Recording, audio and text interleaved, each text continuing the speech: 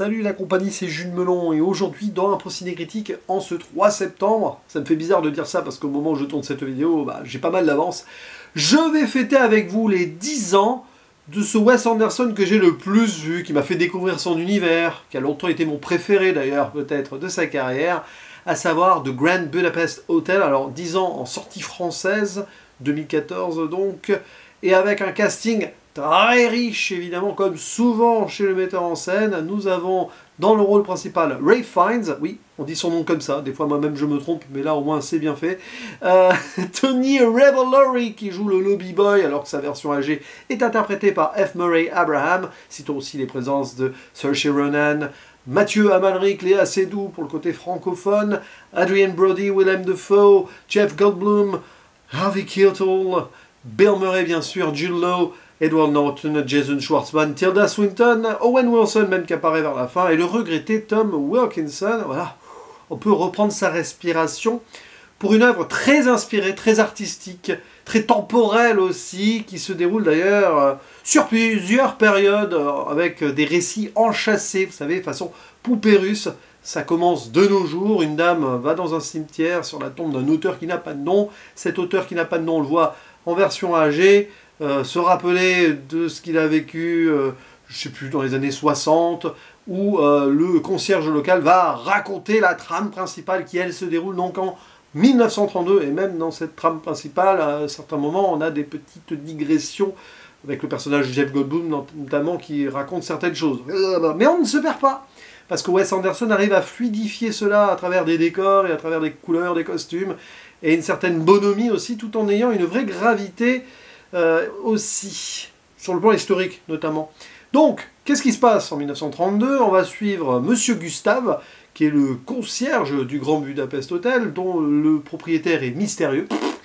Il se voit adjoindre un jeune lobby boy sans expérience, qui s'appelle Zéro, et il va un peu en faire son apprenti, son associé, même plus si affinité, son ami, son frère, parce que les aventures qu'ils vont vivre ensemble vont beaucoup les rapprocher. Ce monsieur Gustave, donc joué par Ralph Fiennes, disons, il a des relations avec ses clients très âgés, dont une, car qui est jouée par Tilda Swinton. Ouais.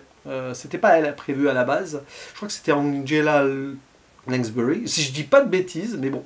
Bref, Tilda Swinton, Madame D, qui a plus de 80 ans, et il s'acoquine avec elle, ils sont très proches pendant X années, et elle lui dit à un moment qu'elle ne reviendra plus. En effet, quelques semaines après, elle décède.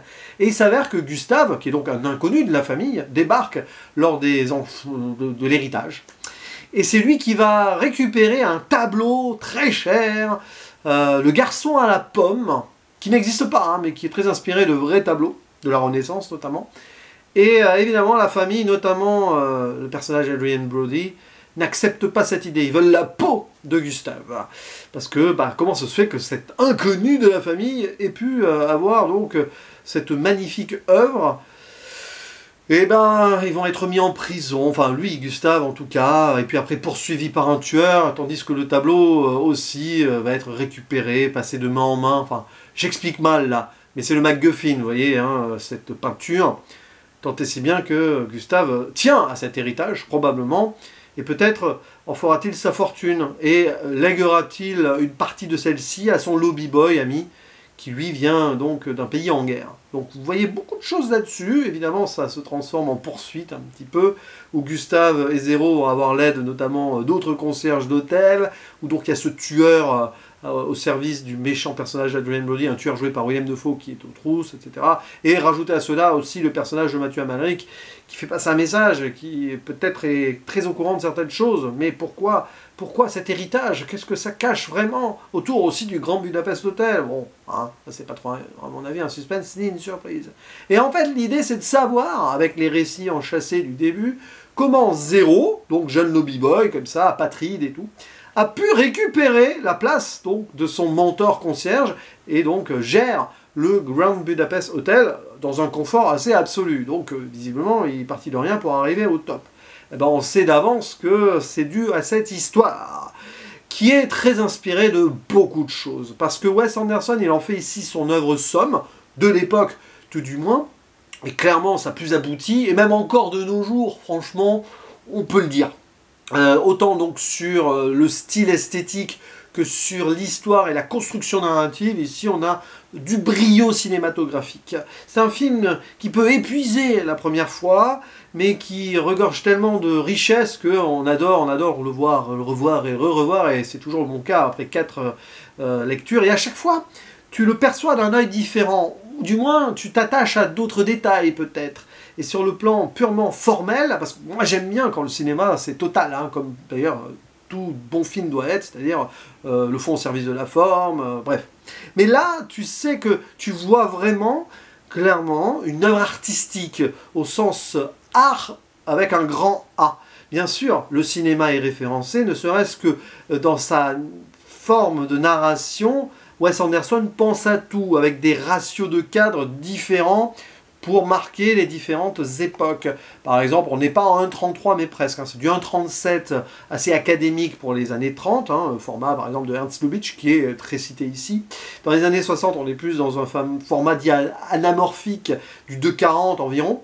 Et pour les années 80, c'est un peu écran large, 1,85, pour marquer voilà, à chaque fois ce qui était plus populaire au cinéma pour chaque période qui est dépeinte. Et ça se sent parce que, évidemment, la première fois, tu fais pas forcément attention, mais quand tu revois le film, tu vois justement les différentes approches visuelles comme cela, et pareil pour le ton des couleurs, des décors, et du noir et blanc forcément aussi à certains instants, etc. etc. Donc ça raconte quelque chose ici, et donc l'aspect peinture, picturale, bien sûr architecture, ça c'est évident, pas que à cause du tableau en soi, parce que chaque plan est plus ou moins un tableau, hein. Il fait des cadres picturaux et d'artistes maîtres, peintres, à chaque fois qu'il pose sa caméra à certains endroits, hein, Wes Anderson, il laisse pas grand chose au hasard en fait.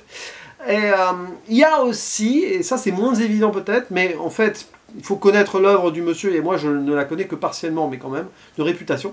Il y a pas mal de clins d'œil, plus que ça même, à Stefan Zweig, auteur donc germanophone, que j'ai lu, j'ai dû lire 2-3 choses de lui.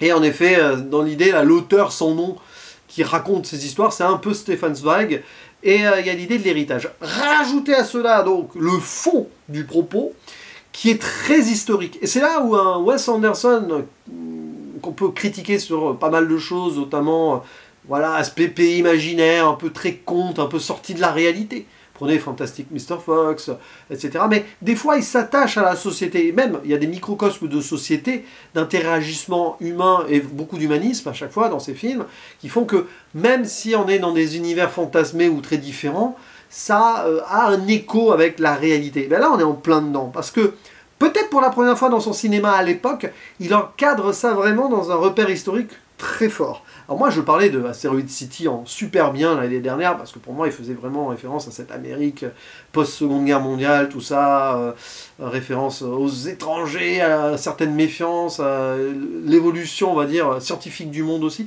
Ben là, c'est un peu dans l'idée, mais donc, avant la seconde guerre mondiale, et alors même si on change les noms, là, il y a le pays imaginaire du Zubrovska, qui est un pays qui est mourant, en fait, qui va disparaître. En fait, dans le film, on voit ces dernières heures. Très important, ça.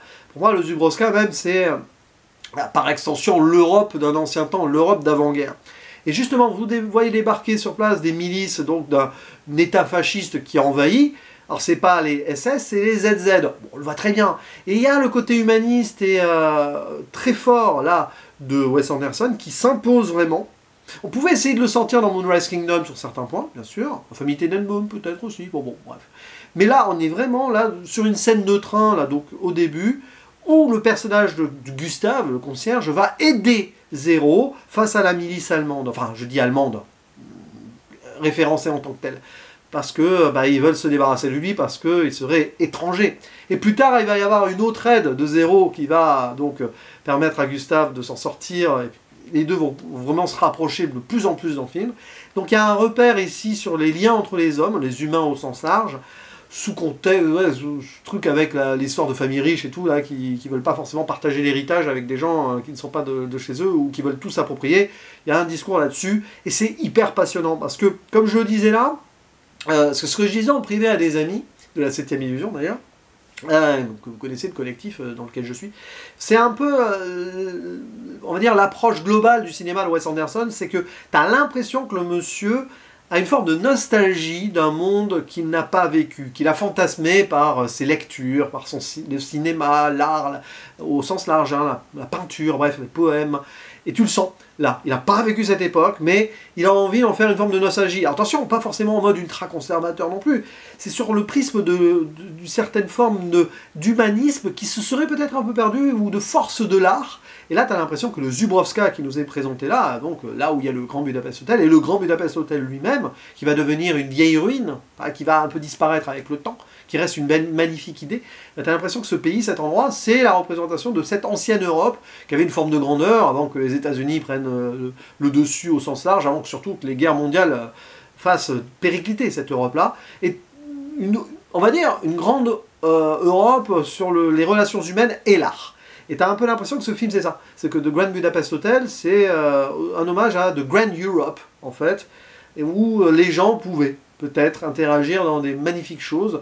Aussi le choix d'un hôtel avec ce concierge qui est prêt à tout pour ses clients, avec une certaine rigueur et d'hospitalité. Il y a plein de choses là-dessus. L'hospitalité aussi de l'Europe, notamment envers, par exemple, des migrants, dont ici... enfin, réfugiés de guerre pour être précis, là, avec le personnage de Zéro. Il y a cette idée-là qui peut-être s'est perdue avec le temps et que Wes Anderson voulait remettre de l'avant, lui, d'un point de vue américain. Hein. C'est ça qui est intéressant, c'est qu'il ne fait pas intervenir l'Amérique là dans le film du tout. Mais il voit cette Europe comme il le voit, ce qui peut être aussi une limite. Mais il n'en fait pas, on va dire, de secret, c'est-à-dire qu'il sait qu'il connaît l'Europe plus par l'art que par vraiment les... Bon, il a dû faire des visites et tout, mais que par la réalité des choses, par des lectures historiques sûrement aussi, mais voilà. Et il le fait à sa façon, alors il le fantasme un ancien temps, mais il montre qu'il y est très attaché. C'est vrai que ça peut, on va dire, gêner certaines personnes, clairement. Moi, ça me fascine de voir cette approche-là. Un côté donc très artistique, mais très, j'allais dire naïf, presque naïf. Ces personnages, parfois, agissent comme des enfants, hein, même quand ils se poursuivent et tout, enfin, c'est filmé comme ça. Il y a beaucoup de choses. Puis bon, après, je pourrais faire d'autres références, mais par exemple que Harvey Keitel a des tatouages du personnage Michel Simon dans L'Atalante de Jean Vigo, qui est un film de cette ancienne Europe, finalement, aussi, quand on y pense. Il y a plein de petits trucs comme cela qui montrent comment Wes Anderson connaît évidemment son art, et les arts en général. Bien sûr, ça fait un peu poseur de mettre ça comme ça, mais il le raconte, lui aussi, donc, sous forme... C'est toujours un conteur, il y a toujours des contes dans ses films, de toute façon, chapitrés, comme ça. Et là, il y a plusieurs contes dans le conte, au final, si on veut. Et il le fait vraiment avec une forme de sincérité et, j'ai envie de dire, de générosité artistique. Très poussée, c'est sûr, et très calculée, peut-être, mais il y a quand même l'humain à fond qui est là. Voilà. Souvent, on dit que Wes Anderson... ouais, sur le plan attache des émotions, c'est pas évident. Là, on le sent vraiment, notamment avec la fin, hein, qui explique le destin de certains personnages après l'histoire. Mais voilà, moi, il l'a fait dans beaucoup de ses films, et même Asteroid City, son dernier à date, je le trouve très bien. Enfin, son dernier long métrage à date, moi, je le trouve hyper réussi, qui est dans une continuité autre, hein, mais très autre, hein, de ce Grand Budapest Hotel. Alors, est-ce que c'est toujours mon préféré? Asteroid City, mais il y en a plein. Il y en a plein que j'aime beaucoup de Wes Anderson. Et ça y est, voilà, au moment où vous voyez cette vidéo, j'ai fini d'évoquer, jusqu'à ce qu'il en fasse à nouveau, hein, tous les longs métrages, toute la carrière. Les courts, je crois pas que je les ai faits. En tout cas, j'en ai parlé sur la 7ème illusion. Bref, j'ai évoqué tout son cinéma en tant que ce qui est sorti en salle.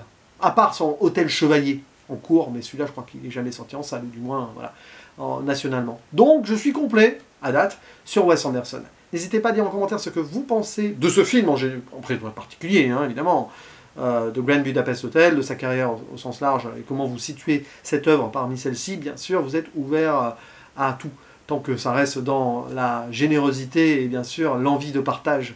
Je vous dis à la prochaine, ciao!